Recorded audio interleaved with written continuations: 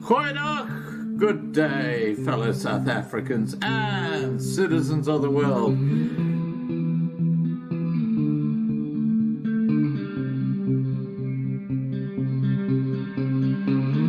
I've been looking around for salvation. I've been looking around for the truth.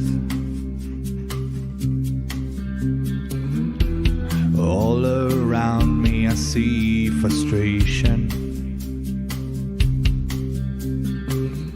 and I looked all over till I found you.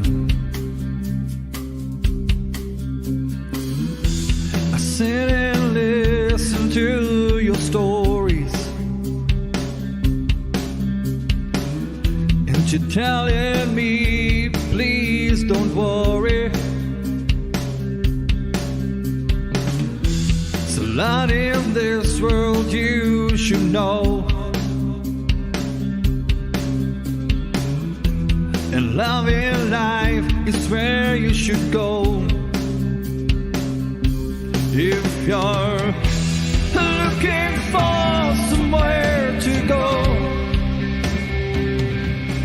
if you're looking for someone to know,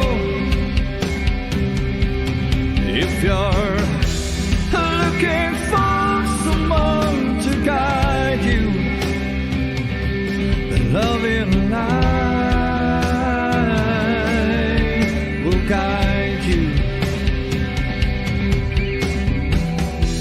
I know that life outside is so hard.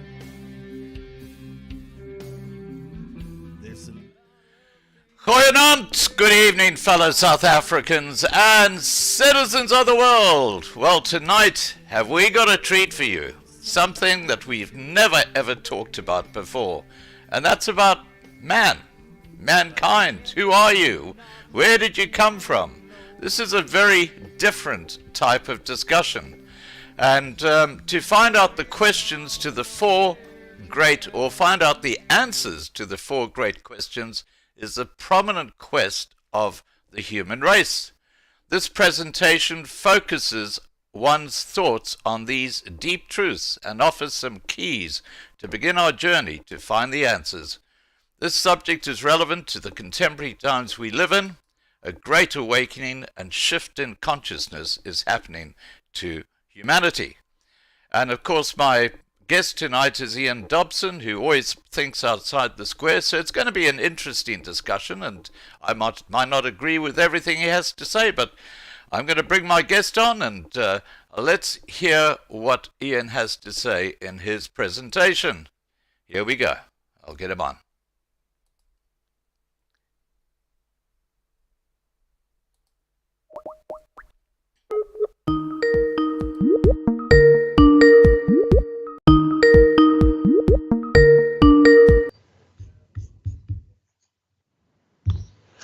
Hello, Mr. Scott. How are you? I'm okay, thank you. How's the weather in Australia? Oh, okay. We're having a bit of a cold spell, and lots happening in South Africa.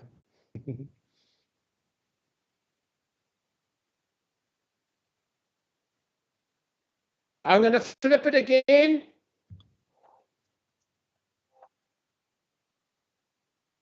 Okay. Hello. Yes. Okay.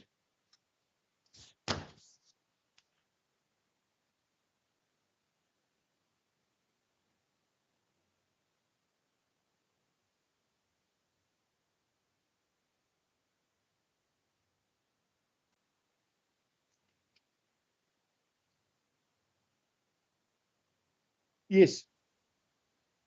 Yes. Yeah, well, I mean, the DA is imposing British law or World Economic Forum laws in South Africa. And of course, our local guys don't take too kindly to having their cars removed just because their license is overdue.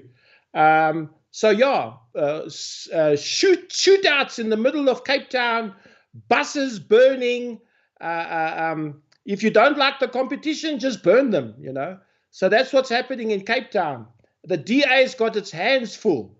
They need to really figure out how to handle our local guys, because international laws don't work over here. You can't take a tree overseas and try and plant it here. It won't work. You know what I mean?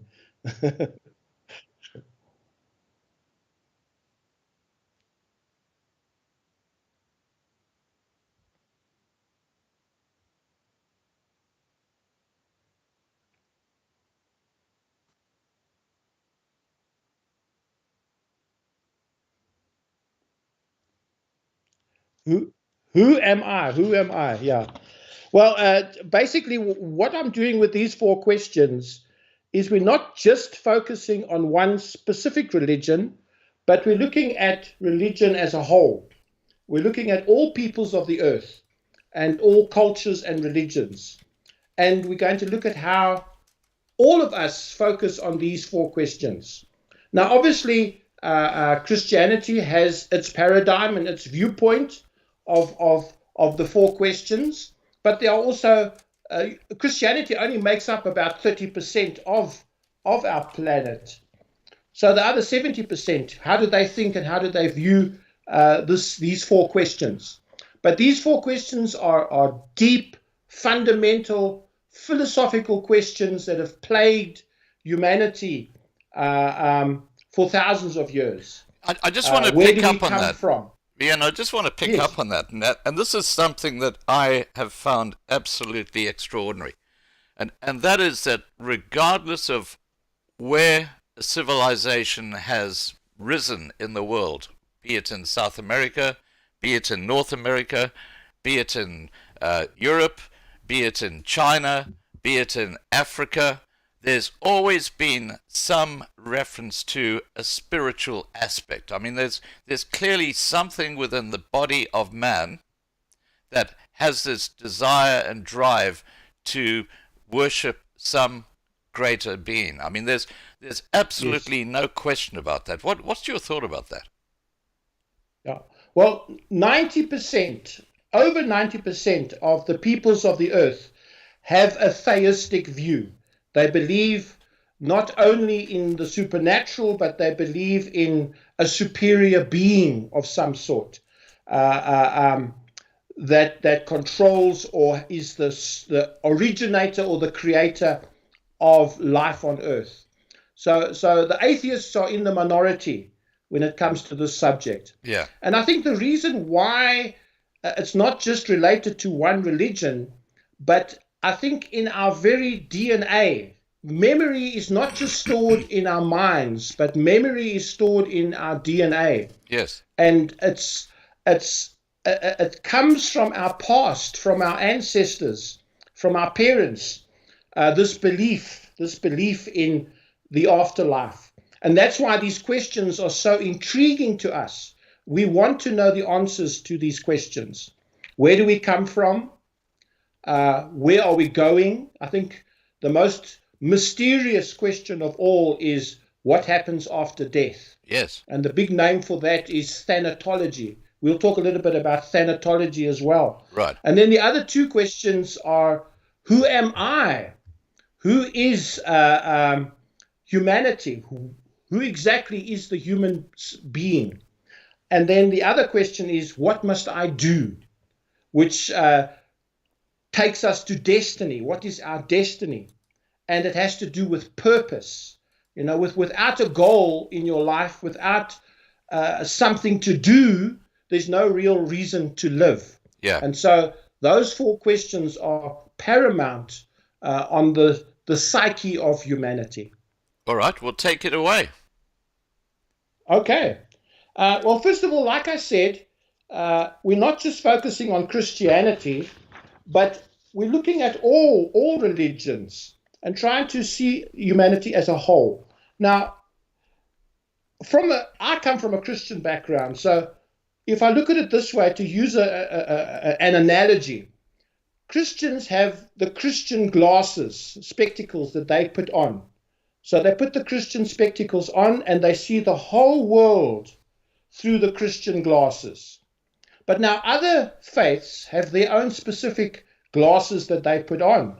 The Muslims put their glasses on and see a Muslim world. The Jews put their glasses on. The Buddhists, the New Age people, the Theosophical people, even scientific. In a way, science is very much a religion and not just an objective view of reality. I mean, scientists wear white jackets, just like the priests wear black robes. As far as I'm concerned, it's also a religion. Hermetism, shamanism. How do the shamanistic faith of South America, how do they view these four questions? Animism, and the Nordics, how do they understand these things? So what we need to do is we need to be sympathetic towards other religions and once in a while put their glasses on and see the world through their glasses, and get a better picture of what's going on. The problem is that we as in the Christian faith, we see our viewpoint, but we know very little about what other religions believe as far as this is concerned. And so it's important to have a look and just see what they believe in. So if we look at the first one, who am I?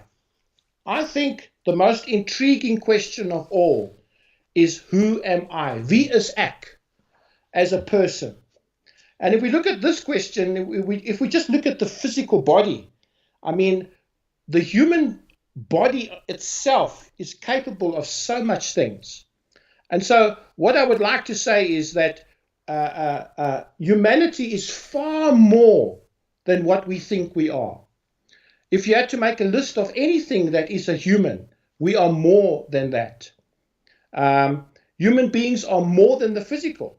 We are spiritual as well, because we are a combination of the physical and the spiritual.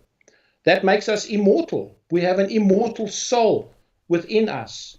You know, there's something human beings. There's something I just want to raise at this point in time, and that is that I've always, before I got involved in the amount of research I'm doing on a whole range of things, including this sort of subject with how does a body work, for example, I always just used to see the body as a biological miracle. You know, you have cells, you have blood, you have all this.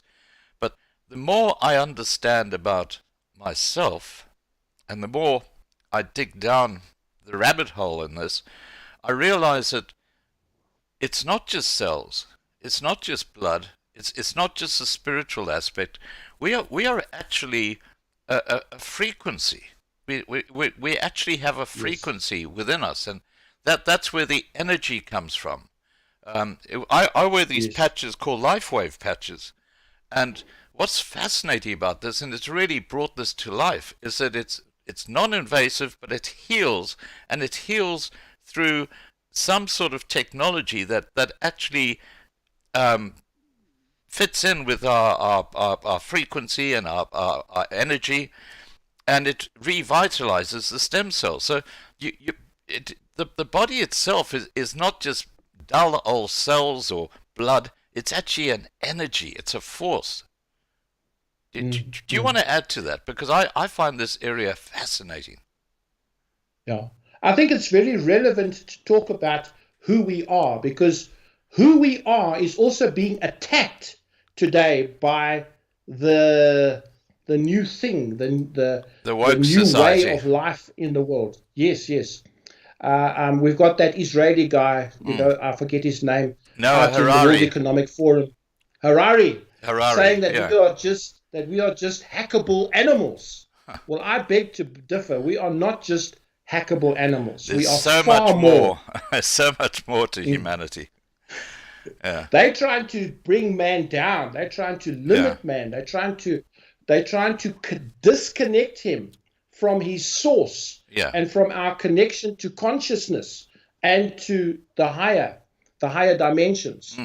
but it's a lie. We are far more than what they are saying we are. We greatly, and all of us do it, we greatly underestimate who we are.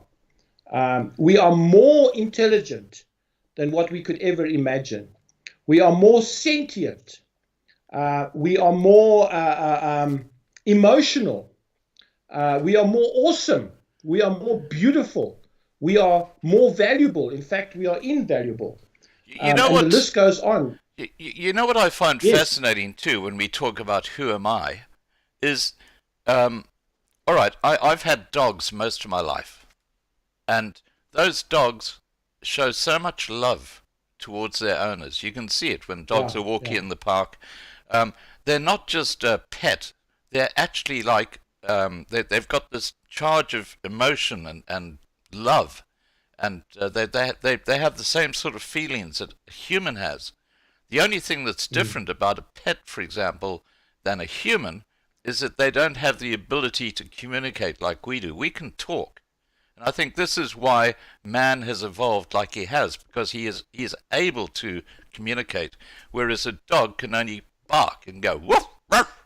That's it. Yeah, So it really can't go anywhere with that. And of course we were we yeah, were yeah. we were given fingers, which allows us to do stuff. Um, you can see that the apes are able to do a lot more than, let's say, a dog. They can actually use Yes. their fingers to do stuff that other animals have never learnt because they've got that Mm. added tool.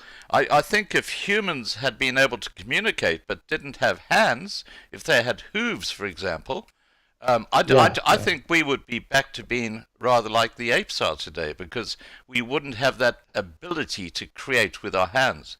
There are Yeah, so many yeah. aspects to life that are absolutely intriguing, and it brings me to one particular thing that I always talk about, and that is um, the actual complexity of your language, which brings in an understanding of concepts that would not normally be understood by other languages. For example, I always use this example: the word maintenance does not appear in the Xhosa or Zulu language. So, Oh, wow. so, Okay. so when you grow up as a Xhosa or a Zulu, you've got no understanding of the concept of maintenance. So, Okay. you know, when you suddenly put in a position where you're running ESCOM, you Mm. maintenance it's not on your radar at all, even though it's a critical aspect. Yeah. But obviously, in the English language, maintenance is very, very important and very well understood. And if you take that Mm. down to the level of a dog, for example, the only concept it understands are emotion, being part of the pack. That's it. And it's the limitation is its ability to understand concepts.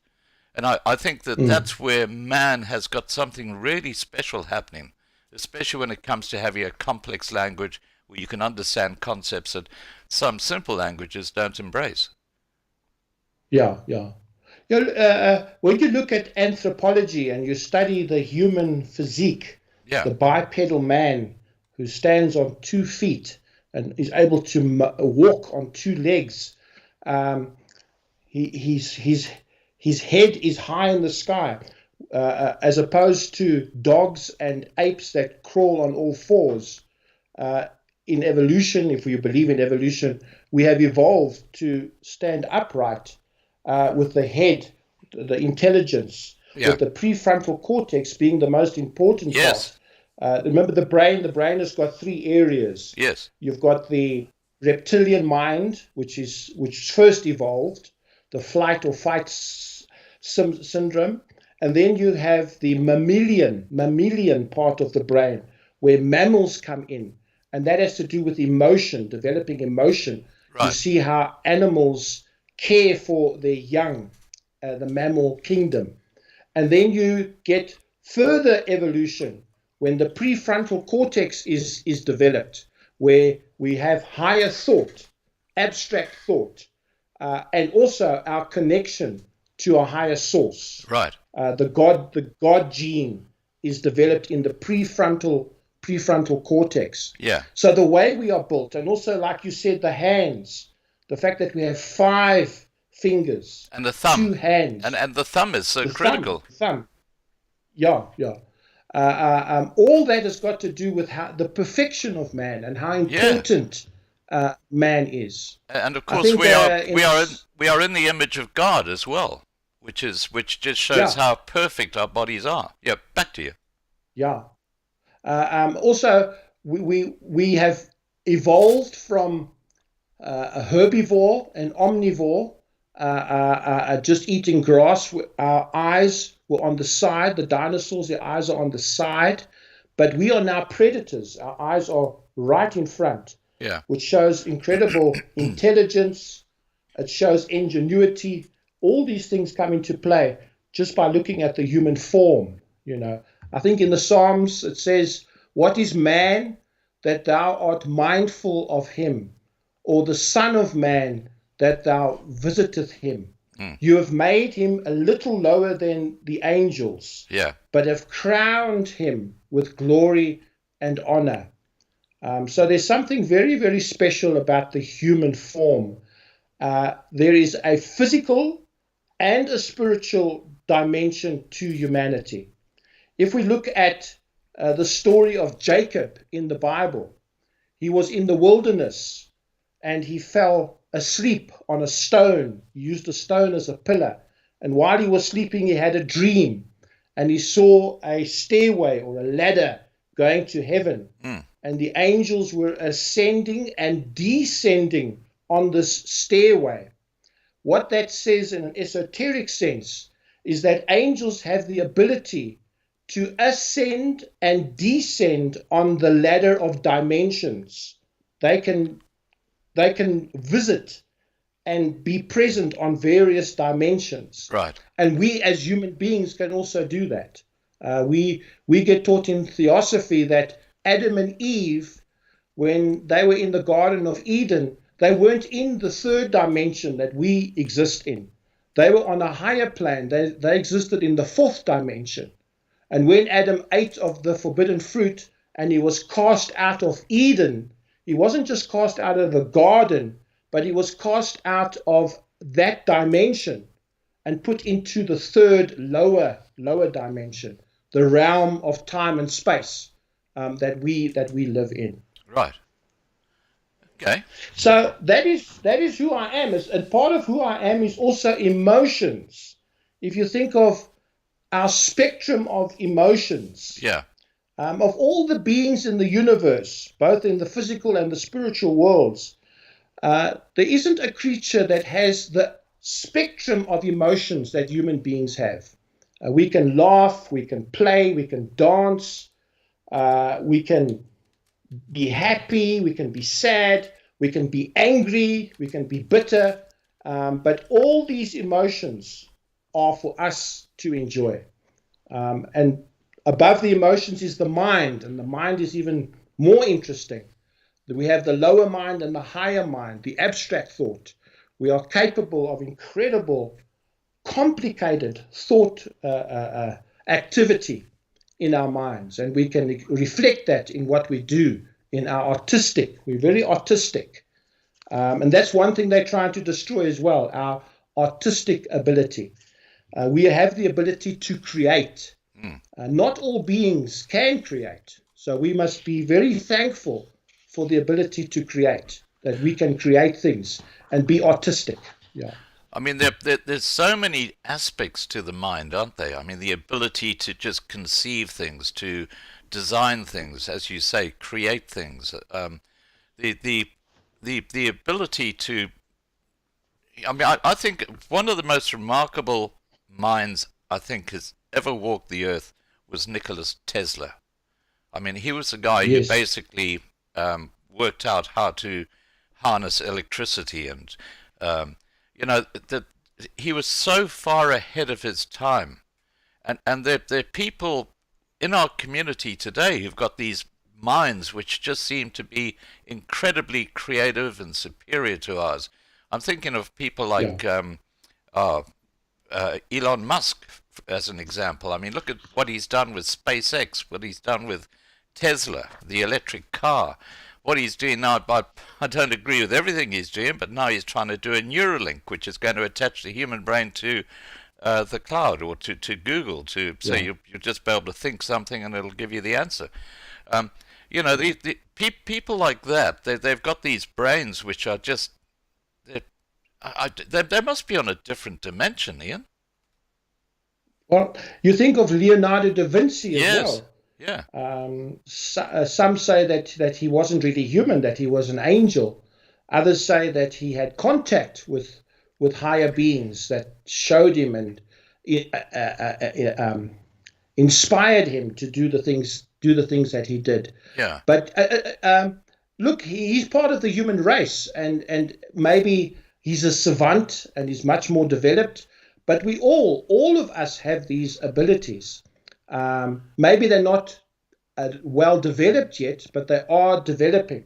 And that's another thing. We are on a journey. All human beings are on a journey, and we have evolved. We have developed over time. Remember that movie Space Odyssey, made by Stanley Kubrick in 1968? That is showing you the development of man, the evolution of man. He starts off as this ape creature, and then he leaps forward when he comes in contact with this monolith, this stone that's standing in the desert. The monkeys wake up and they see this obelisk, this monolith standing over there. They go up to it and they touch it. And that interaction with the monolith, this otherworldly supernatural thing, transports them to a higher evolutionary state of development. And so they learn the art of using bones as tools, as weapons. And then you see that scene where he throws the bone up in the air and it turns into a spaceship. So over time, our ingenuity, our engineering and technological skills have improved. So we've gone from the ape man to Homo sapien. But now it doesn't stop there.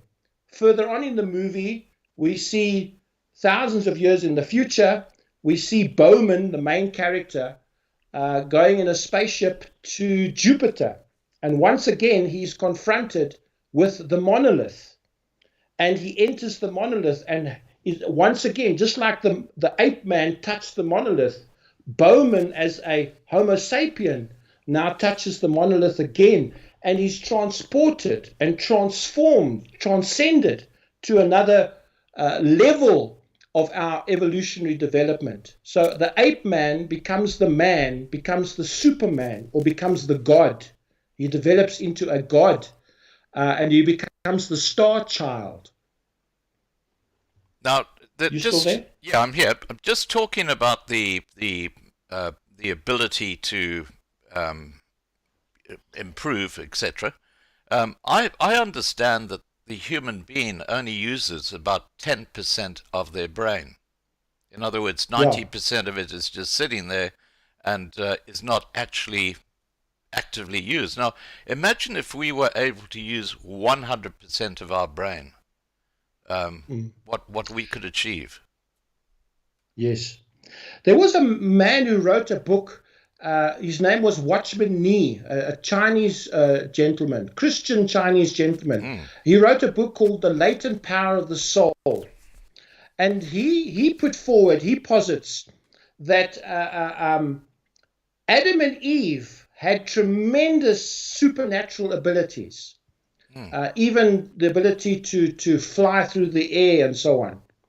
And when they ate of the tree of knowledge, those abilities were locked up inside Adam and Eve, and his age was also shortened. And so these abilities of humanity, they are in us. Increased intellectual ability, increased physical strength, ability not just to move on our legs, but to actually fly. These abilities, these supernatural abilities that you see in the comic stories, are actually locked up inside our DNA. They are there. We have those abilities, but they've been concealed inside us. They've been prevented from being used. But I think in the future, as man develops, as man becomes more aware of his own being and his own strength, these developments, these abilities will be unlocked. Well, I've got a challenge for every single person listening to this live stream tonight. We've got about 60 people on YouTube. We got a couple of hundred on Loving Life TV watching. So we've got a few hundred people watching, and my challenge to every single person watching is to think back to your first memory, the first thing that you remember after you were born. And I often think back, and it's funny, it changes. There's something that I remember when I was still in a nappy. I can still remember little things that have happened. And when you actually do that as an exercise in your brain, it's amazing how your brain can actually go to that tiny little part of your this incredible brain that we have and pick up that memory. I hope people watching are doing this and just thinking about the first thing that they can recall after birth. What is the first thing you can recall after birth, Ian? Yes, and I want to go into epigenetic memory on that subject as well. Yeah. The first thing I remember was when I was about 2, maybe 3 years old. Yeah. My father was throwing me up into the air to catch the moon. And I would say, "Ta moon, ta moon." I can remember that memory. Wow. And that's incredible for me because my love for astronomy and for space, I'm mesmerized when I look at the moon and I think of life out there in the universe. It was built into me. It was a natural passion that I had. And each one of us have a unique natural passion that we are born with. We don't come as blank slates into this world. If you think of a computer, if you go buy a computer at Incredible Connection, that computer's got no software on it, no data. But we are not born like that. We are born preloaded. We already have software in us. And that software is in our DNA that comes from our ancestors. That is why certain people have a passion for dancing, a passion for engineering, and so on. It has to do with this latent memory stored in our cells, in our very cells. Yeah, it's called epigenetic memory stored in our cells. Look, I want to talk to that because here you've got this absolute goon called Bill Gates who's trying to inject people with a thing called messenger RNA that actually stuffs with your DNA. It actually changes your DNA, and it permanently changes your DNA. This is like destroying a perfect perfection. It's like actually, you've got let's say the Mona Lisa painting. It's like throwing a piece of paint on it and sort of saying, "Hey, aren't I clever?" You've just destroyed the bloody thing. When we talk about DNA, what I also find fascinating, and this has been proven by doctors who specialize in transplants, they say that sometimes when they take, let's say, a liver or a heart or a kidney or something like that from one person and put it into another person, the recipient of that organ suddenly finds they've got memories that weren't theirs, because they've come from that organ. So our brain, what that says is our brain is not actually restricted to our head. It's actually right through our body.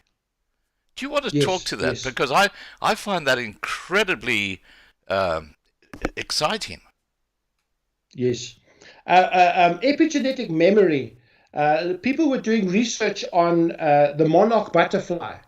And they came up, a thesis was done on this subject. The monarch butterfly flies from Canada in the winter months all the way to New Mexico. The journey, I don't know how long the journey was, I got it here somewhere.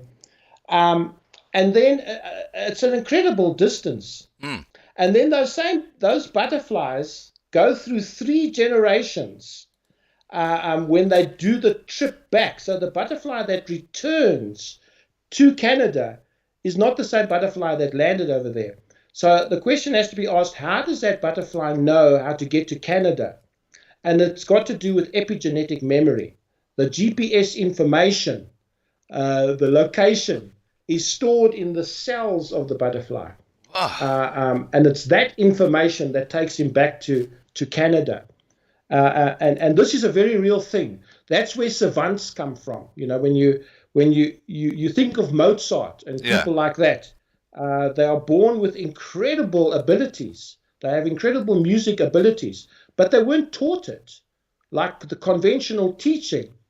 It's epigenetic. It's stored in the memory of the cells from their ancestors, from their parents. So it explains the savant, this epigenetic memory. Yeah, well, we are born preloaded. We are preloaded. There's information already in us. Yeah. And part of that information are these 4 questions. Something in our bodies, our very bodies, are crying out and telling us, hey, do you know that where you come from? Do you know where you are going? Do you know what your purpose in life is? Those answers are actually stored in our very DNA.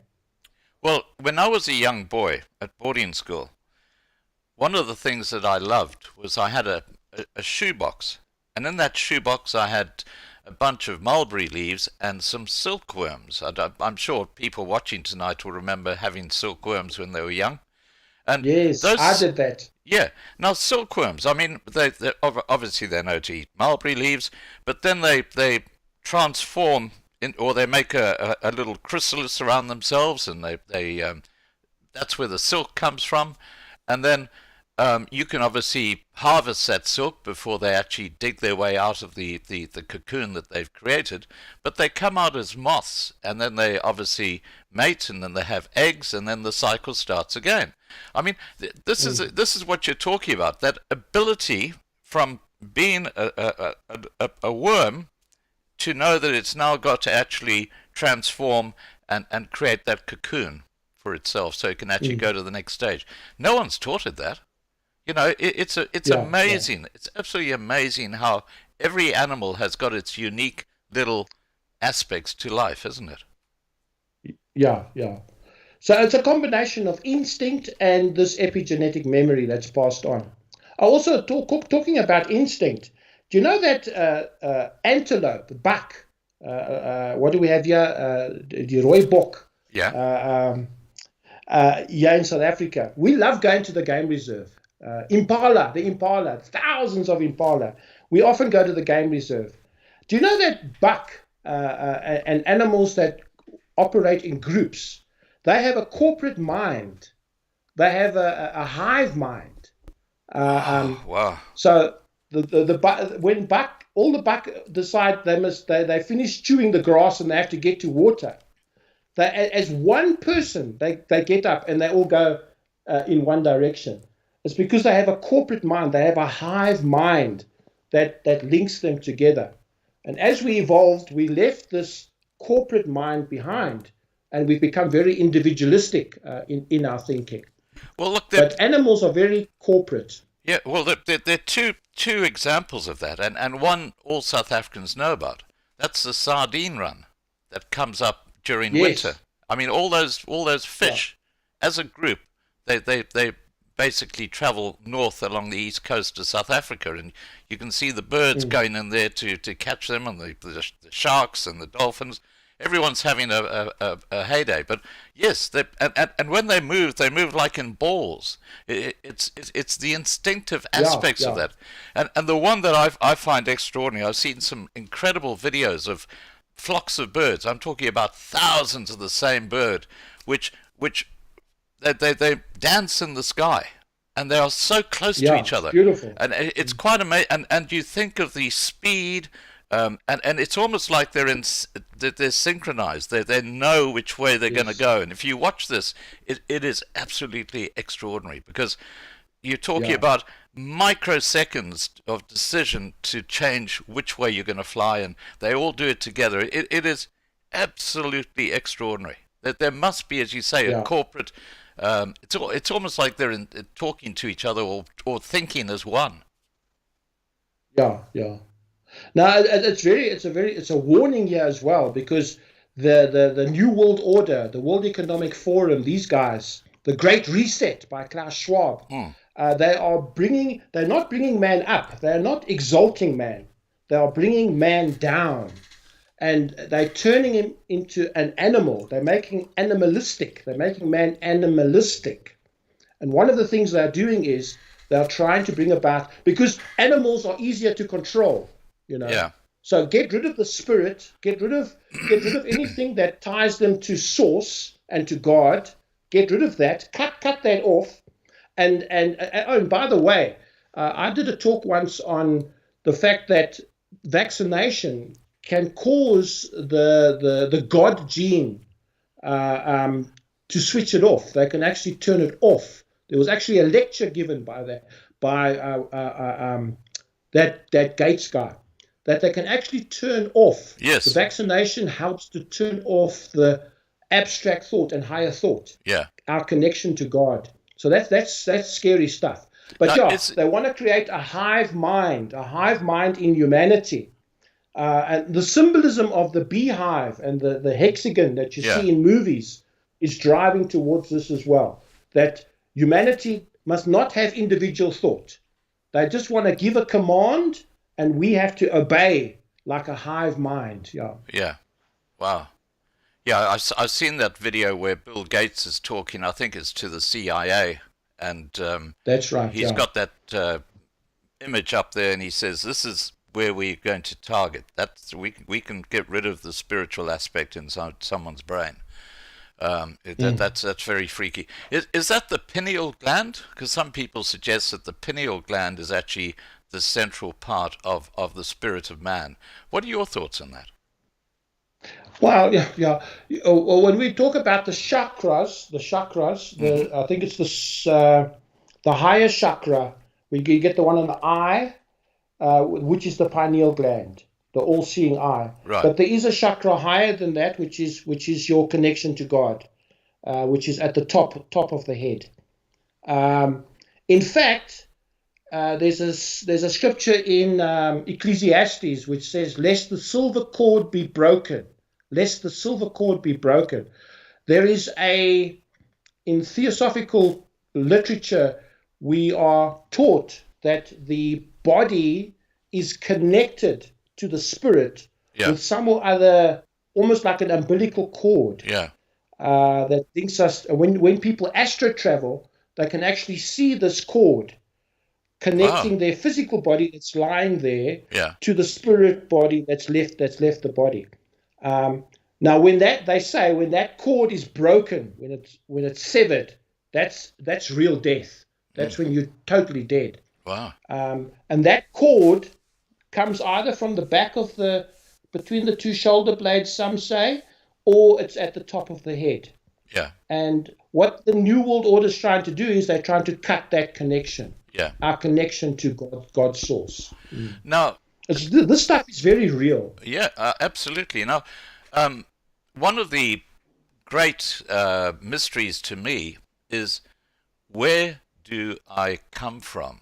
Because when I think about my grandfather and my great-grandfather, obviously we all know about that line in our ancestry, but when you go back further, this is really there's so many different ideas and theories put out there. What's your take on where do we come from? Yeah. Basically, there are two schools of thought. It is creation versus evolution. The scientific approach as opposed to the theistic approach. Evolution or creation. I personally tend to lean towards intelligent design, but with reservations. Because when you look at the Bible, if you look at the Christian story of Genesis and where we come from, Genesis is written in a poetic narrative form, the story of creation. It's almost a very simplistic. It's almost as if Genesis had been written for children. But having said that, Genesis itself, Genesis 1, 2, and 3, is considered one of the most important literature from a literature point of view. Genesis 1, 2, and 3 is one of the most awe-inspiring pieces of literature that's ever been written. But it's spoken to us not in a scientific way. What the Bible does not do, it doesn't give us the nuts and bolts. What the Bible is guilty of is an oversimplification of our story of the origin of man. And I believe that is deliberate. It's deliberately done that way. The God or the gods don't really want us to know our origins. Because with that knowledge of where we come from comes enlightenment. And with enlightenment comes power. And with power comes freedom. And the gods are very afraid that we have that power and get that power and have that freedom. There's a scripture in the Bible, if you go to Genesis chapter 3, verse 22, it says, and the Lord God, this is now to put you in the picture, Adam and Eve have now eaten of the forbidden fruit, of the tree of knowledge and good and evil. They've eaten of it, and their eyes have been opened. Incredible that when they ate of that fruit, it wasn't a downward thing, it was almost like an awakening. Something was added to them because their eyes were opened. And the first thing that happened was they saw their own nakedness. And they were ashamed. Shame was brought into the picture. There was an innocence that was around before that. Yeah. But when they ate of that tree, shame came into the picture. They were aware of something else. And so they went and sewed fig leaves together to hide themselves. Now this verse comes along, Genesis 3:22, and it's almost, think of this verse as a board meeting. It's a board meeting of the gods. The gods come around a table, and on the agenda is the human problem, what to do about humanity. And this is what they say. And the Lord God said, behold, the man has become as one of us. The man has become as one of us. All right? So man has become like God when he ate of that tree. Notice the us. The us is a huge problem for theologians. 3-inch books have been written to try and get rid of the us in that verse. And it's not just the only verse. There's quite a few in Genesis 1, 2, and 3. Man has become as one of us to know good and evil. And now, lest he put forth his hand and take also of the tree of life and eat and live forever. What are the gods afraid of? They are afraid that man attains immortality, that man moves from the ape man to the superman. They don't want that to happen. So they want to limit man. They want to keep him down. They want to subjugate him. They don't want him to have this knowledge and be able to eat of the tree of life. Now when you so say the we is a big problem. Yeah, but when you talk about eternity, we aren't talking about in the spiritual realm when we die, because then we go to heaven. We're talking about in the physical realm when it comes to eternity and old age and stuff like that. And that's why we go through the aging process, and just like taxes, everybody dies eventually. And if you think of it this way, it is only natural for humanity to have a beginning and an end. If we don't have an end, then we're not really human. We're not experiencing the human condition. Life only makes sense if there's a beginning and an end. We live, we walk this journey, and then we die. It makes sense. But there is an abnormal, evil desire to live forever. People want to live forever. That's what the elite are after. That's what these guys are after. The 13 families are after. Klaus Schwab and It's the Noah big- Harari. They don't want to die. Yeah. They don't want to die. That's what adrenochrome is all about. Mm. To stay young, to Yeah. have eternal youth. Yeah. But it's unnatural. It is unnatural to live forever.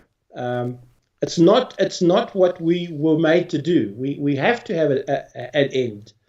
It's good to have a beginning, and it's good to have an end. That is what life is all about. That's what nature teaches us. Nature has that as well. Yeah. But to get back to the we, also the Quran. The Quran. What I'm doing is we're looking at a very monotheistic. There are 3 monotheistic religions in the world. That is the Christians, the Jews, and the Muslims. But yet in their own teachings, we have this idea of a polytheistic God. And if you read the Quran 15, verse 9, it says, we indeed, talking about God, it was we. Who is this we? Who sent down the Quran. In other words, we gave you the Bible. We gave you the Quran to you, and indeed we will be its guardian.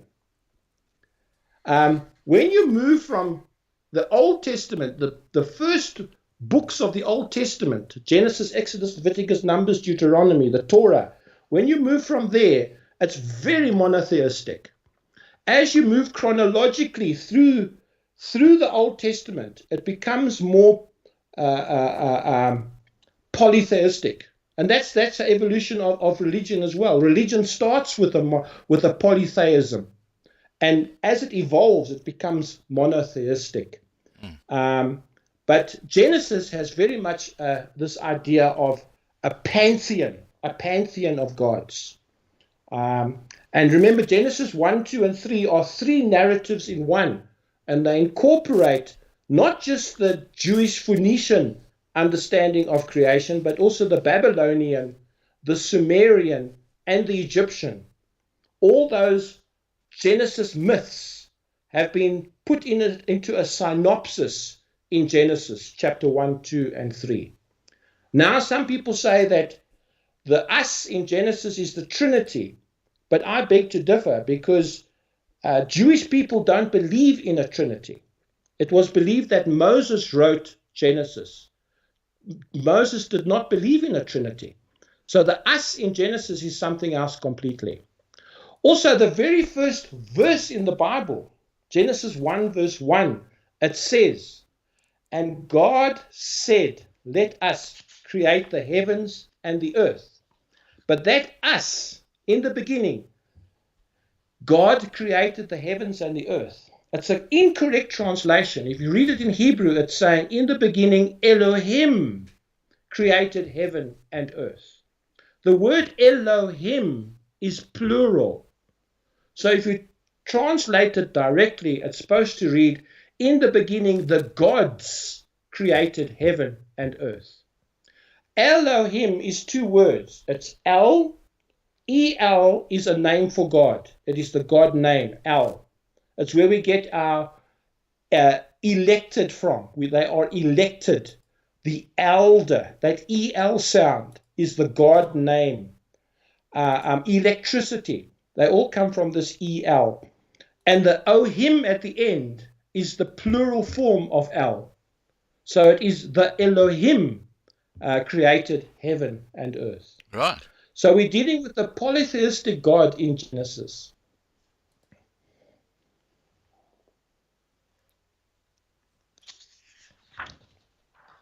Now, You want to add something? No. I'm fascinated by the way you see things. Now, there's a word here, panspermia.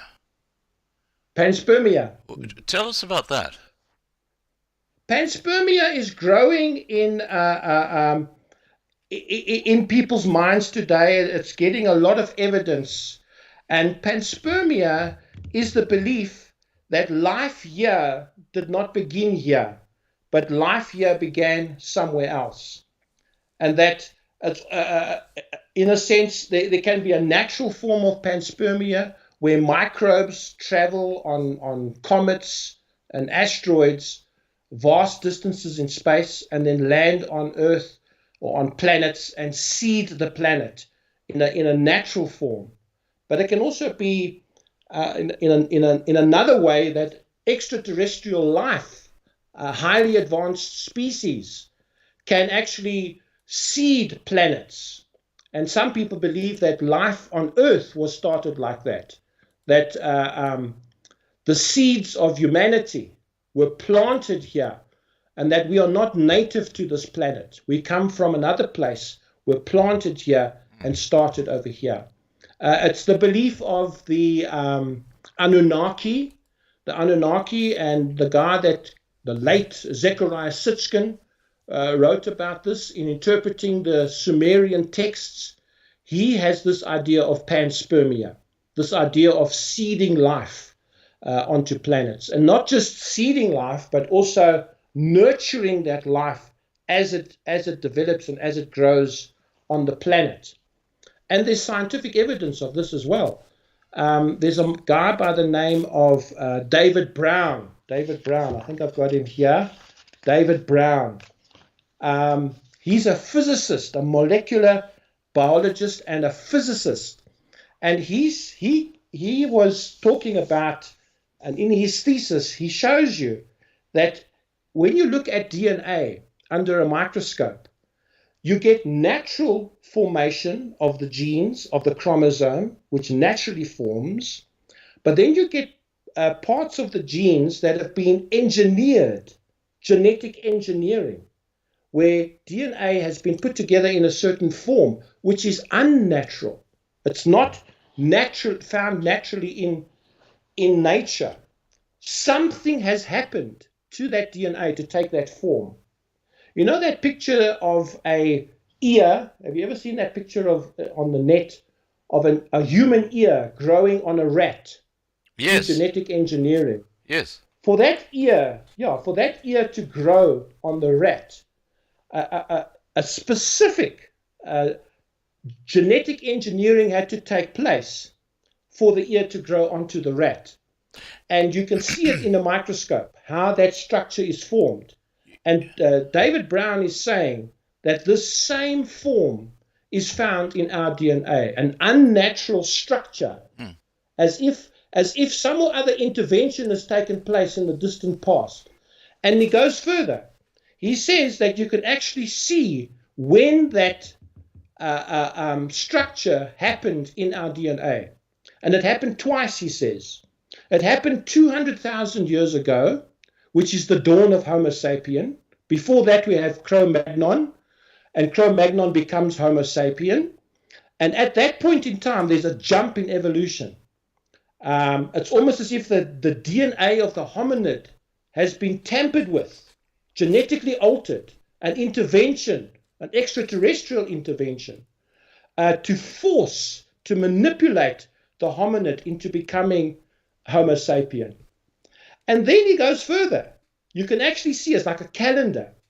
He says it happened 50,000 years ago as well. A further manipulation of our genes took place. And that's where you get what they call Homo sapien sapien. Homo sapien means wise man. And with Homo sapien sapien, it's an even further development in the natural evolution of humanity. And the prefrontal cortex is now fully developed in about 50,000 years ago. An abstract thought, higher ideas of thinking, engineering, ingenuity, artistic, complicated forms of government, military structure, and religious beliefs start happening 50,000 years ago. Wow. But it's almost as if something outside of us, is causing this to humanity. Now, there are two things I want to quickly raise with you. The first is that when that moment of creation happens with a new human, and you've got an egg and a sperm that come together, one cell, it's actually a stem cell. One stem cell actually evolves over 9 months into this perfect baby, which has all the organs, it has the veins. From one little cell. I mean, think about it.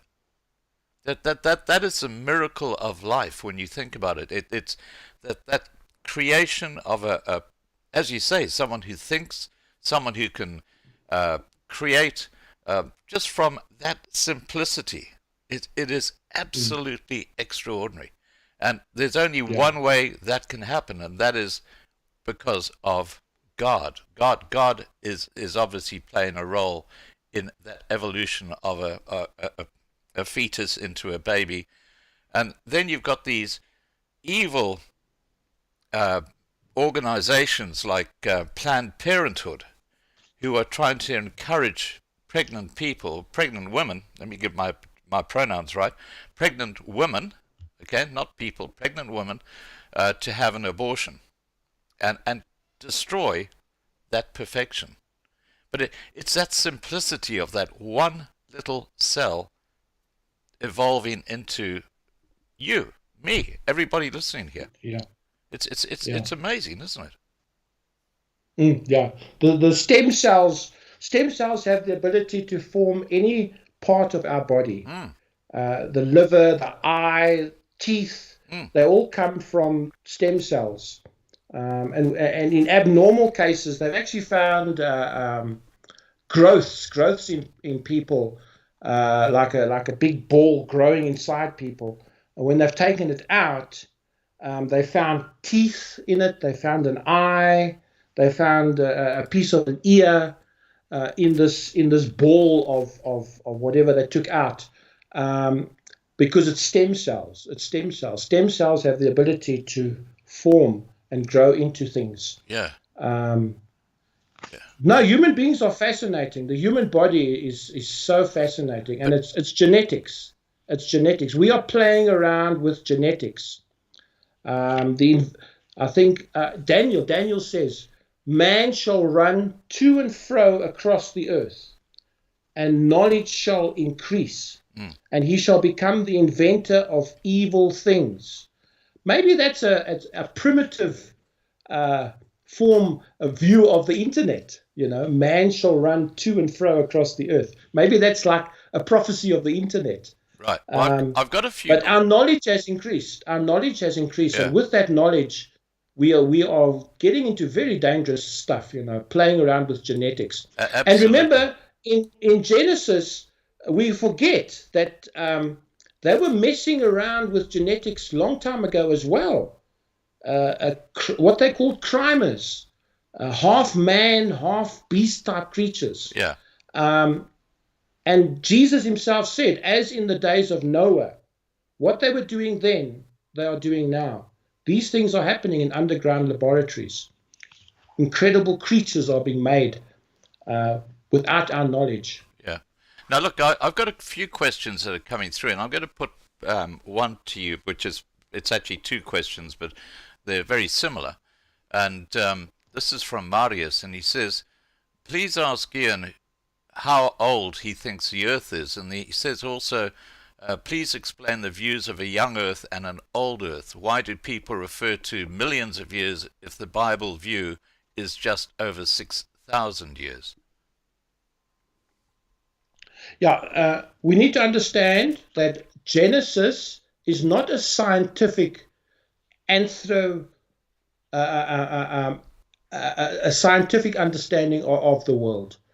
Genesis is poetic. We have to understand the Sitz im Leben and the form, the exegesis of Genesis. Genesis is a story. It's telling us a story. So in some instances you can take it literally, but in other instances you can't take it that literally. Science tells us that the Earth is very old. Maybe man, Homo sapien, isn't that old, but the Earth itself is ancient. Earth has been around for a very long time. But yeah, people get mixed up because of it's just a story. It's a narrative. Genesis 1, 2, and 3 is a narrative. It's trying to explain a very complicated subject to primitive people by using a story to tell us what's happening. Now, I've got another That's question. all I can say. Yeah, I've got another question here which I want to put to you. And just before you answer, I want to tell you what my perspective is on this question. And it comes from Inspector, and he says, can anyone explain the common use of dimensions beyond three? Every point in space can be specified in 3 dimensions. Time is a 4th variable, not a dimension. Now, I'm interested in that word variable, because what I believe, and this is again something that I just, in my mind, it just makes common sense, is that although we have set seconds, minutes, hours, days, months, years, that they are fixed. Okay, so a second is bang, bang. That's a second. A minute is 60 of those, and it's a fixed piece of time. I differ. I think that if you think about times in your life where you've been enjoying something, and within what appears to be seconds, a whole afternoon disappears. Whereas if you're sitting there in a room, you're bored out of your mind, and it just takes that afternoon, in comparison, seems to be like days.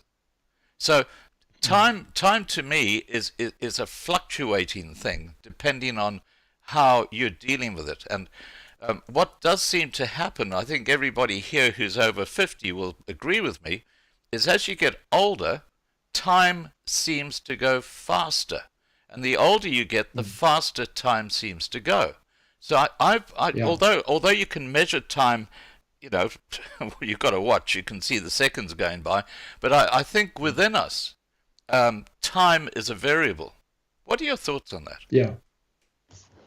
That idea of time running past, there's actually 2 types of time. There's chronological time, which we find on our clocks, tick tock, which is accurate.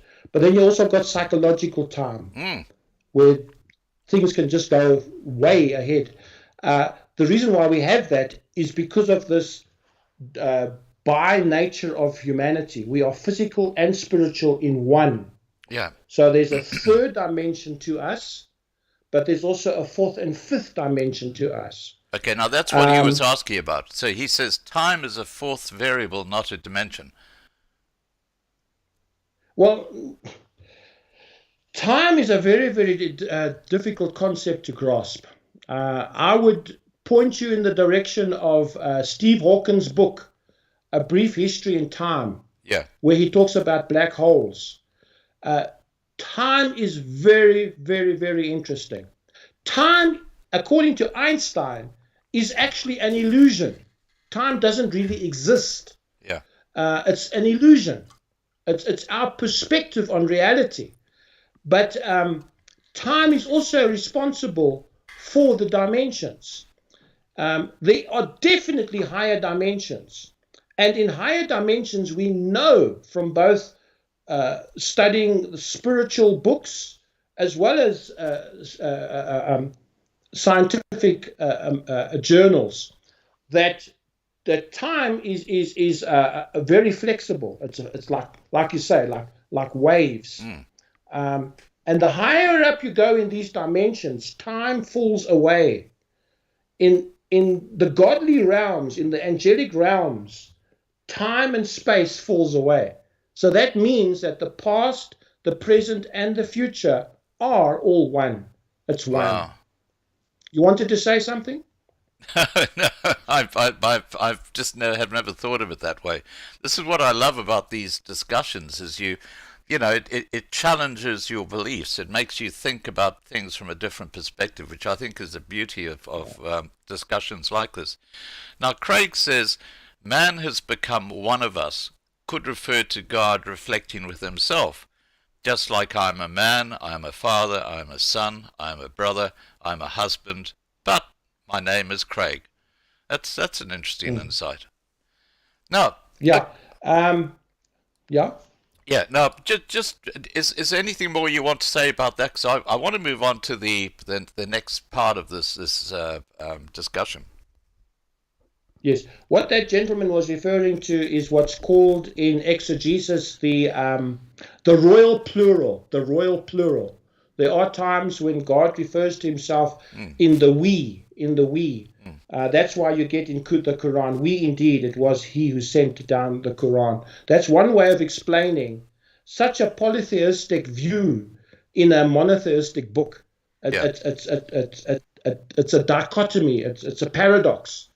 How do you get around that? Yeah. So they come up with this theory that it's the royal we, the royal we. Yeah. All right. Now, moving on a bit. What must we do? You know, I'm What talking must we about do? But what must living human beings do? What are the goals? What are the strategies? What should we be doing? What should we be doing? Well, all life is precious. All life matters. That's a very important thing to understand. You know, your respect for humanity is important. Even your enemies, one should have respect for your enemies. If your enemy hungers, feed him.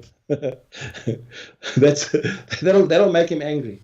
And also what we do, what humanity does, is so important. The very reason why we are here on this planet is we are born to do something. If you are born and you do nothing, what a waste! What a waste of a life! You know, you have to put into action what you have been, what the passion that lies within you has to be put into action. If that doesn't happen, your life is a complete waste. So please find purpose. Whatever your hands find to do, do it. Find purpose for your hands. But every person has a unique and a specific purpose. Yeah. Sorry? That's where I'm really blessed, because I've got this platform, Loving Life TV, and as a retired person, you know, it keeps me thinking, and we've got this amazing community on Loving Life, and Yes. people who've been following this platform or following Loving Life for years and years and years, and some of these family, I call them the Loving Life family, are like amazing friends. You know, they're very special, and I can see in the side chat here when we have a live stream how people interact and they've got to know each other, and even though they've never actually met face to face, there's that amazing connection between the people who participate on the side chat, you know, and it is something which is quite unique amongst the humankind or mankind, which you do not find in any other animal. It's this ability to, it's just that connection. It's absolutely a blessing and wonderful. My wife and I, we go to a dietitian here in Sandton once a week. Yeah. And when we met him the first time, I mentioned Loving Life, and I wanted him to go look at it. He says, "Oh, I know, Scott. We listen to Loving Life all the time." So I was so excited to hear that. You're very famous here in South Africa. I was blown away. Well, I think it's just because I've been doing this so long that sooner or later everybody gets sort of pointed to one of the videos. But yeah, no, exactly, look, but we need it. We need this alternative media, because I tell you, the mainstream media is controlled. It's totally under the control of these guys. Yeah. And they just tell us what they want us to hear. They don't tell us the truth. But on Loving Life, we get the truth. Well, but every person, sorry. Yeah, it's interesting because I guess a really good pointer to what you've just said is that you had that outrageous chant that was sung by Malema in front of nearly 100,000 of his followers, and it didn't get a mention in Australia on the mainstream news, because it didn't fit the narrative of the white man being the racist and the black man being the victim. You know, it went against their narrative, so they don't produce the news. They produce a lot of what I call fake news. Yeah, sorry, back to you. Yeah. No, that's true. But what's interesting about when we talk about the question, what must I do, is that every person on this planet has a unique and specific purpose that he or she has to fulfill in this life. So it's important that you find your purpose. One has to have a goal in life. If you don't have a goal, then there is no real reason to live. And I always say to people, the way you find your purpose is you simply ask the simple question, what excites you? What really excites you? What are you really passionate about? And if you can answer that question, that is your purpose. If you love dancing and that's what drives you and you wake up and all you want to do is dance, then that's your purpose. You must dance. Yeah. If you wake up every day and you go play tennis and you love playing tennis, that is your purpose. That is what you have to do. And it's been the universe has given that purpose to us. The universe has given that passion to us and makes us excited about it, because that's exactly what the universe wants you to do. Whatever your passion will show you your purpose. Whatever you're passionate about, that is your purpose. And then also, don't shy away from your uniqueness. One thing about living in nature, nature actually enhances and reflects your uniqueness. But when you live in a city life is actually quite, I don't think we were designed to live in a city environment. But city life confines us. We become a cog in a machine, and our uniqueness is squashed. We become these automatons that the New World Order wants us to be. Can I just pick up on that? Because to me, this again is something that I do not understand, but I as a human being, I feel it. And that is energy. When I'm walking through a beautiful field with flowers on the side and there's an amazing sunset, I feel this incredible peace and tranquility, this beautiful energy. When I go into the city and there's that noise and the robots and the traffic lights and cars and people and all this sort of stuff happening, the energy changes completely. It's like you're feeling pushed and harassed, and it's a very negative energy. And sometimes if you go into a room and there are a bunch of people in there, you can actually feel within that room there's a collective energy. You were talking about this collectivism with animals, how they you walk into that room and you feel that, what's going on here? Or you might go to another gathering and you feel this euphoric type of energy. That there's something very real about all this, isn't there? Oh, definitely. Our ability to pick up these environments, the energy, the vibration in a room or in a place. But having said that, also what's nice about being in nature, when you spend time in nature, maybe you live in the city and you can't escape it. You're part of the rat race. But when you go on holiday and you are in nature, you actually get revitalized. You get strengthened. Yeah. The 4 questions come up and you begin to ponder on them. But when you come back to the city, it actually gives you strength. And so even in the midst of the hustle and bustle of city life, you can still be at peace. You can still find your center. And you can still be focused on your purpose, but you need to have your battery charged when you go out into nature. So it's important that we go out into nature. And that's the very reason why these King Charles people and the royal family and all these guys, and in America with the Biden lot, they want to close down nature reserves, close down walks in the parks. They don't want us to go into those places. They want us to have 15-minute cities. Yeah, snap. Yeah. The only walk you're going to do is with your haptic goggles on on your computer. That's your metaverse. That's where you're going to walk and have your nature walks. Crazy. But no. Nature is important. So passion will give you the answer.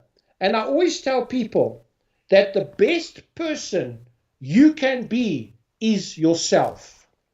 Don't copy somebody else. Don't become a cliche.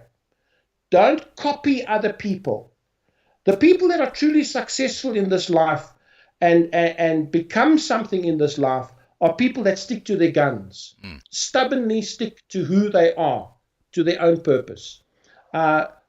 A good example of that is that comedian, is it Leon Schuster? Leon Schuster, here in South Africa. He did a movie about bones, something about bones. He stuck to his guns. You know, his way of doing it, his character, his way of performing. He stuck to that. When others it's amazing, you know, people will criticize you, they will come against you, they will say you're a failure, you're not going to make it in this life.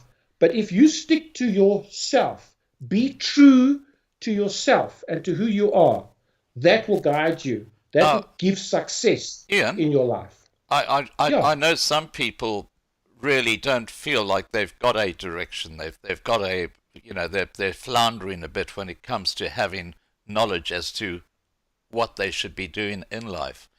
How do people find that journey? How do they discover what they should be doing? Yeah. Well, like I've said before, look within yourself and ask yourself what excites you. What is the passion inside you? What really makes you excited about life?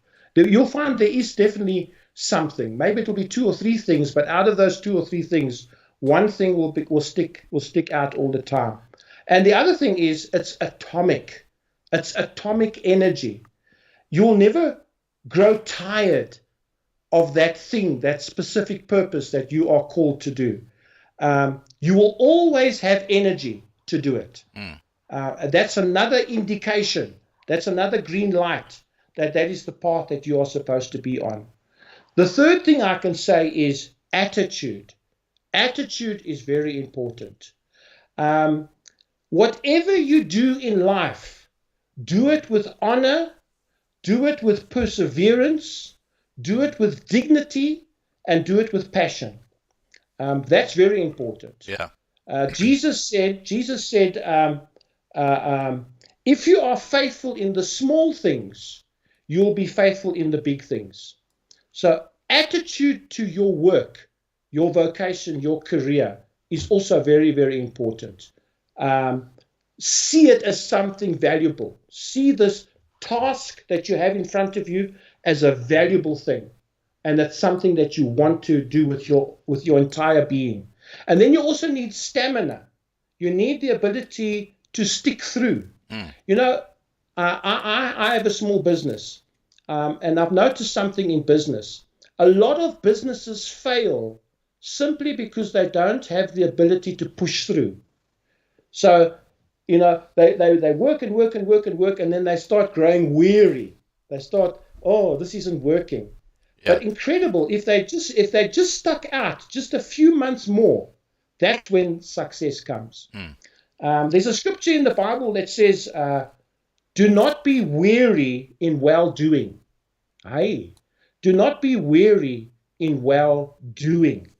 For in due season you shall reap. Due season, okay? That's stamina, pushing through. Right. In due season you shall reap, if you faint not. If you faint not. Yeah. So it's perseverance, you know, and it's that the only thing that can give you that perseverance is your passion.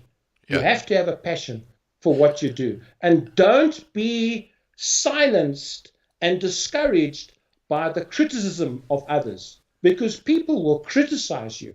They will come against you. Yeah. But don't let that discourage you. Push through. Well, it's interesting. They always say they always say the tall trees catch the wind. Now, talking about this, man has an innate curiosity about things that are happening around him. How do we harness that? What is it all about? Yeah. One of the reasons why we are definitely going to find the answers to these four questions. These four questions, they are difficult. The answers don't come easy. They are difficult. But also in our striving to find the answers, that is where growth happens. That's where maturity happens. I think there's a scripture in the Bible, Proverbs, it says, it is the honor of God to conceal a matter, and it is the glory of man to find it, to dig it up. So God hides it, and then the man comes and finds it. So it's a digging process. That's where the hard work comes in, the research, the reading books, the trying to find the answers to these things. The answers are also rare. The true answers to these four questions are very rare. But what also helps is that human beings are incredibly curious beings. We are very, very curious. It's part of who we are. We are very curious. We want to know what's around the corner. We want to know what's on the other side of the wall. That's why we get gifts at birthdays and Christmas. We get this box in front of us, and we want to know what's inside the box. We want to know what's going on inside that box. Yeah, we do. That's why we rip it open, yeah, to find out what's inside. Yeah. And that's what's happening. God has given us a gift. He's given us this parcel, but he's wrapped it up. There's some work to be done to get to the answer. And and also, it's going to take you a lifetime. It's going to take you an entire lifetime to find those answers. Yeah. It's the journey of life. It's the most important quest of humanity, is to find the answers to these questions. And isn't it amazing that society today shies away from it? Society today seems to keep itself busy with trivial things and not the most important things. These four questions are the most important. Yeah. This is what I find intriguing. Is I put a video up on Loving Life TV a few days ago, and it goes for about 30 minutes, but it's this philosopher come psychologist explaining the difference between pleasure and happiness. And it's such a simple thing when you think about it, but it's not. The complexity and the difference between pleasure and happiness, which he explains, is extraordinary. But the reason I'm talking about him is because he refers to curiosity. And he says that how people get addicted in today's society is because when they do something they like doing, if like on their mobile phone, it's the unknown. They're not sure what they're going to see. And it's because of that their curiosity is aroused and they get addicted. If it was the same thing that they saw every time, they would not get addicted to it. But it's because you go to your mobile phone and you go to WhatsApp and there's something different the whole time. That's what creates the addiction. It was a really, really interesting discussion that he had. Yeah, something very tragic is happening to the human race. We don't have the ability of endurance. We don't have that endurance anymore. Yeah. Young people today don't pick up books and read. Not to the end. They might start reading it, but they don't finish it. Yeah. And people today are so fickle. They vacillate from one thing to the other all the time. We live in an instant society. We want instant happiness, gratification, instant success, without doing the hard spade work, you see. Yeah. But we have to do the spade work, and it might be boring. Doing research can be very boring. I remember my times at college sitting for hours in the library, going through these books, trying to find the answers to things. Yeah. It's hard work. It's hard work, but it's rewarding at the end. This seems to be missing in the young people today. That ability to pull through, to get the answers. Well, they're all addicted to their mobile phones. When I catch a train to go into the city, and they are, let's say, school kids, I might catch a train when they come out of school, let's say 3:30 in the afternoon, and without an exception, every single child has the mobile phone in his hand or her hand, and they're playing with it. They're doing stuff. That's their life Yeah. now. It's become completely focused on this new technology. I think the mobile phone is the most destructive thing to Yeah. the social fabric of humanity right now. Yeah. Now, the inventors of these technologies, the Steve Jobs of the world and the Bill Gates of the world, do you know that in their homes, They're not allowed to use them. cell phones are not used, Yeah. tablets are not used? They want family time. They spend time with Yeah. each other talking. Yeah. Maybe we should all do that. We should make it a rule in our house that there should be a specific time when the family comes together and all the cell phones get turned off, all Well, the tablets get turned off. Maybe just leave the mobile phone at the door. Yeah. Once you come into the house, you know that's where it stays. You don't bring it into the house. So you have Yeah. that break, and then you can sit down around dinner, and rather than all be playing with your mobile phones, you can be talking to each other. Now, Exactly. we're getting close to wrapping up. It's I've got to say, when we get talking, time flies. I was just saying that's why I call time a variable. But we've been talking for about 90 minutes, so I'm going to have to wrap this live stream up soon. But there's one final thing that we need to talk about, and that is what you call death as a birthing experience. Now, that's an oxymoron. So please explain. Yeah. What do you mean by that? I think that's the fourth question. The fourth question is, where am I going?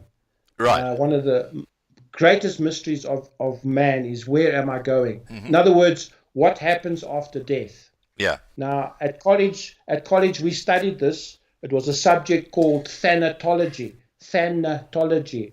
And thanatology is the study of death. What happens to a person when he dies, what happens around him and to him in the process of death. Yeah. Also, thanatology has to do with burial rituals, why we bury, and we have these elaborate rituals, is because we believe in an afterlife. Yeah. But life is a cycle. Life has a beginning and has an end. And I always say, we live to die, and we die to live. So the darkness of this world at death gives way to the light of the world to come. Death is simply a doorway to a new beginning. And it's, the analogy we can use is that of the womb. Just like a baby is in a womb, in his mother's womb, there is a sense of the baby doesn't quite know what's going on. Like the Bible says, he looks through a glass darkly. He hears the muffled sounds outside. He can hear the heartbeat of his mother.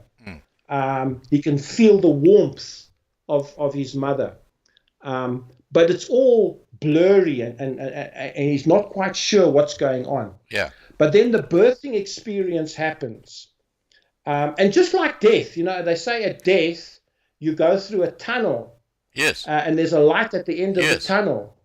Now, so I'm thinking of this fetus in the womb and is about to give birth. So it's almost like going through a tunnel Yeah. and coming into the light of this world, Yeah. And when the baby comes out, he comes into a totally different world.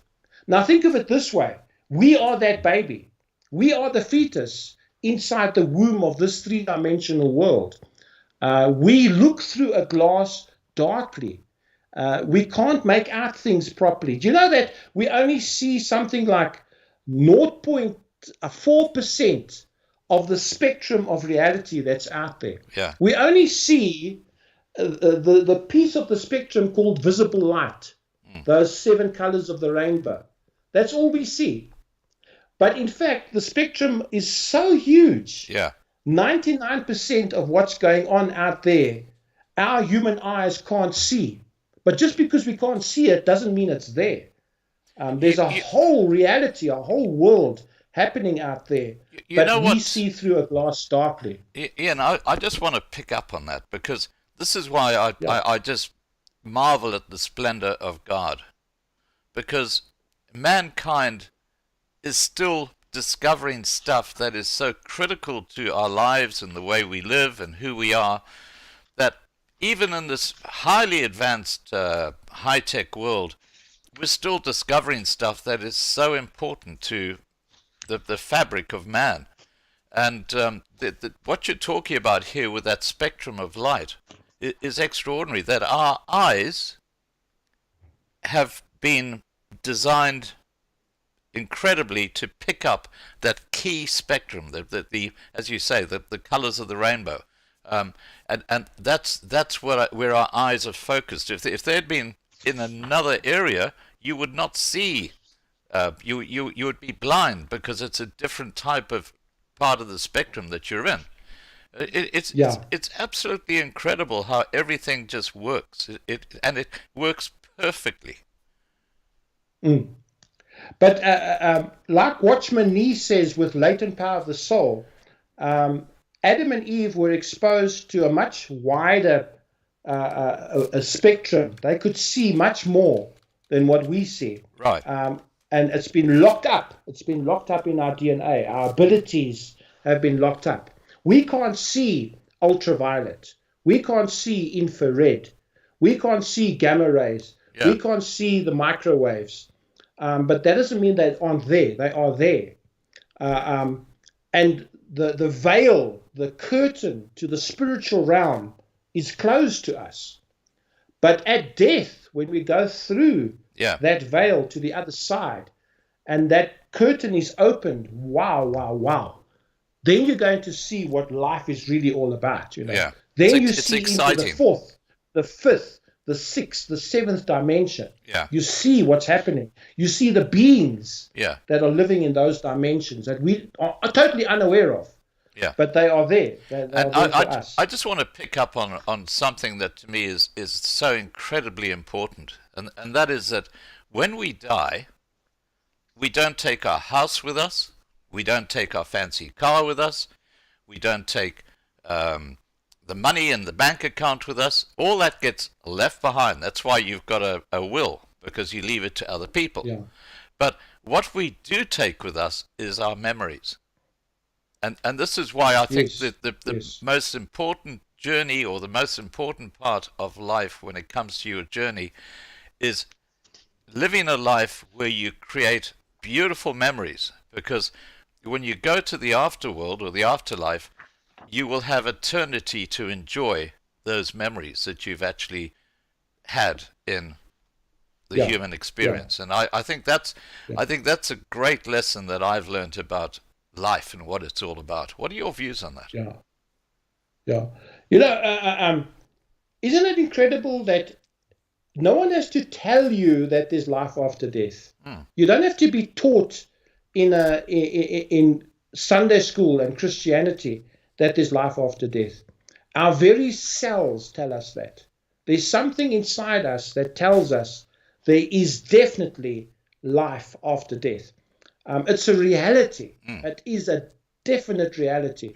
And we should ponder more upon it. There are tastes. You do get a glimmer. You do get a taste of life after death through visions, through dreams, through spiritual experiences.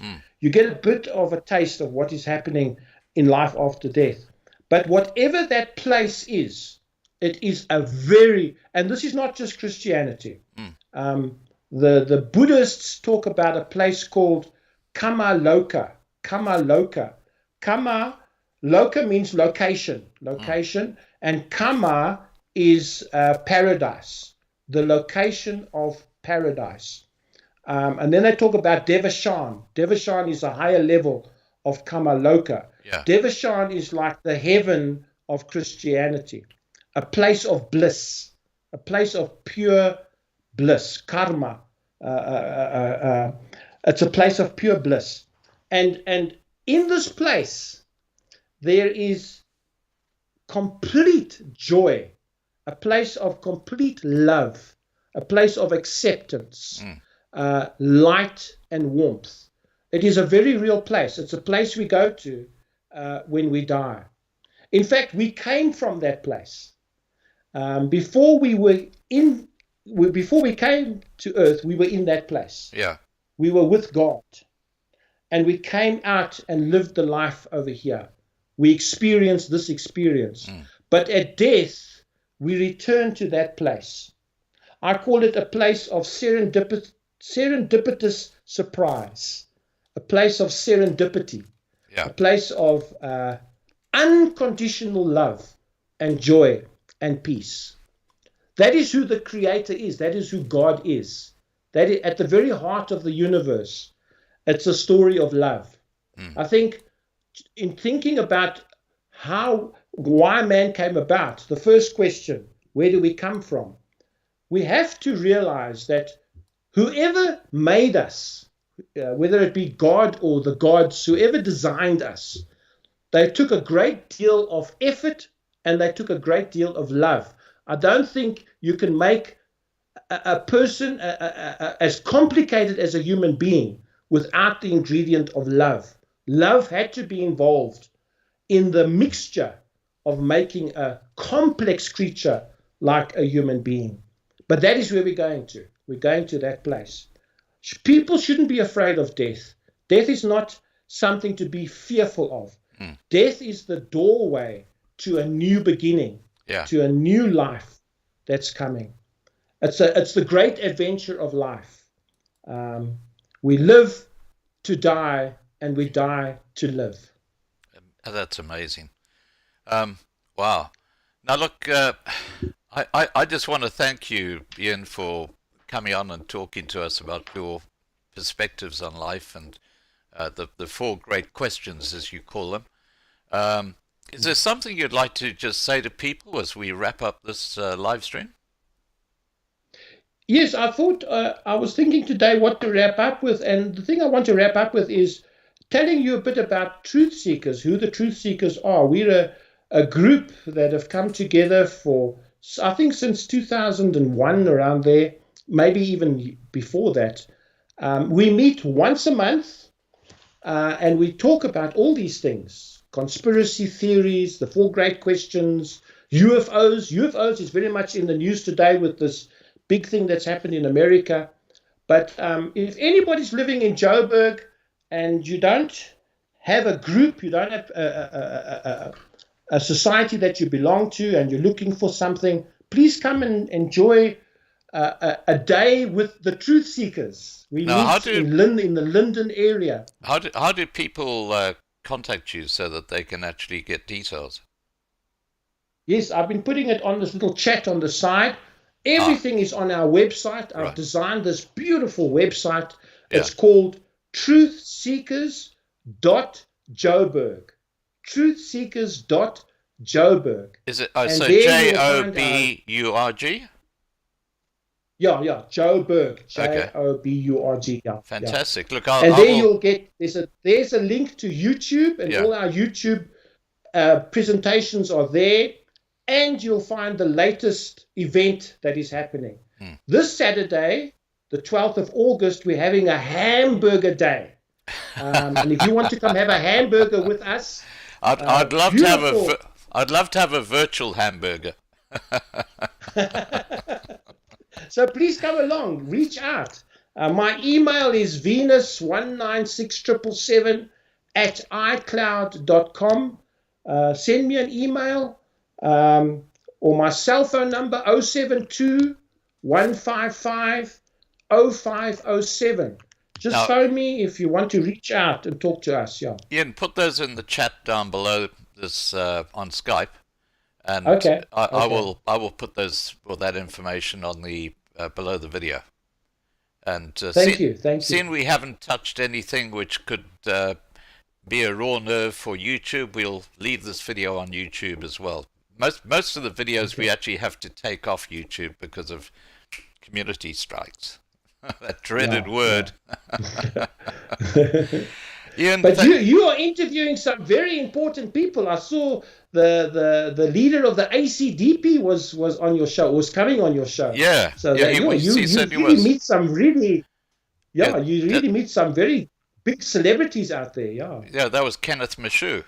And then I had the Yeah. leader of the SNP the next night. That was Christopher Claassen.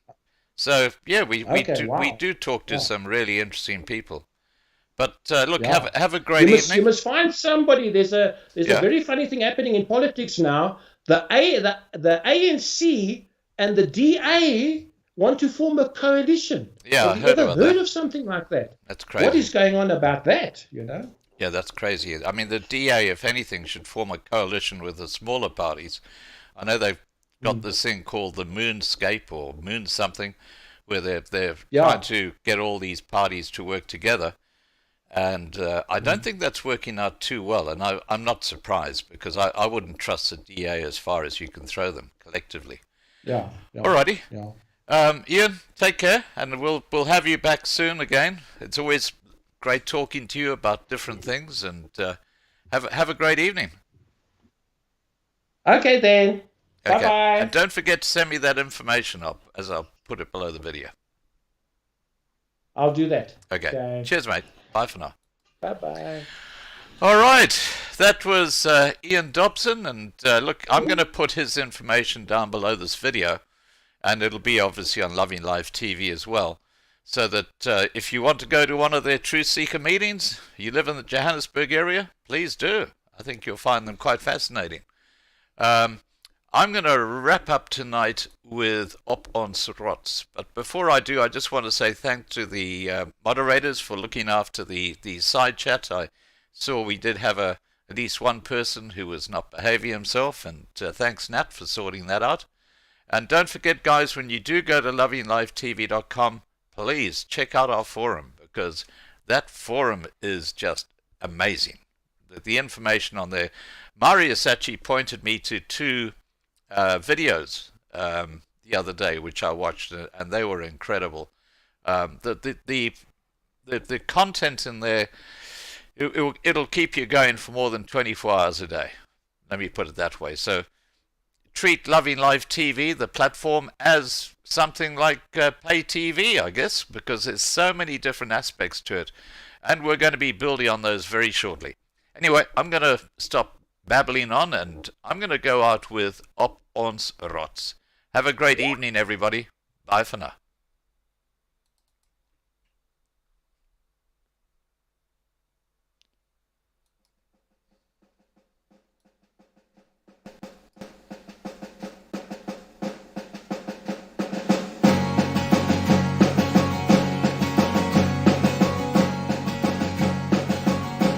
Ons loop hand aan hand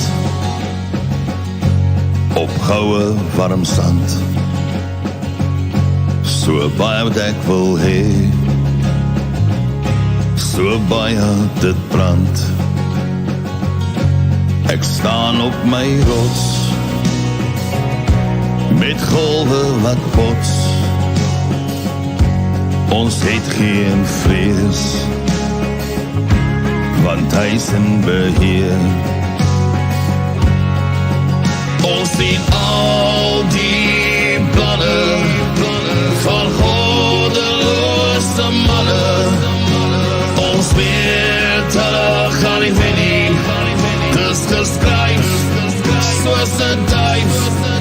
Ons sal wen, aanhou glo, want hy is in beheer.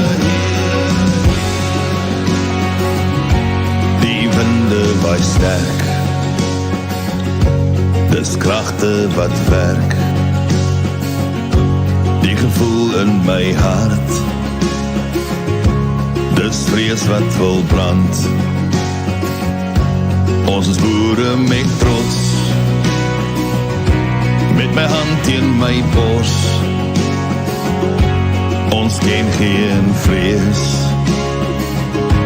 want hy is in beheer. Ons sien al die planne van goddeloze manne. Ons weet hulle gaan nie wen nie. Dis geskryf soos 'n duif. Ons sal wen, aanhou glo, want hy is in beheer. Ons sien wat gebeur.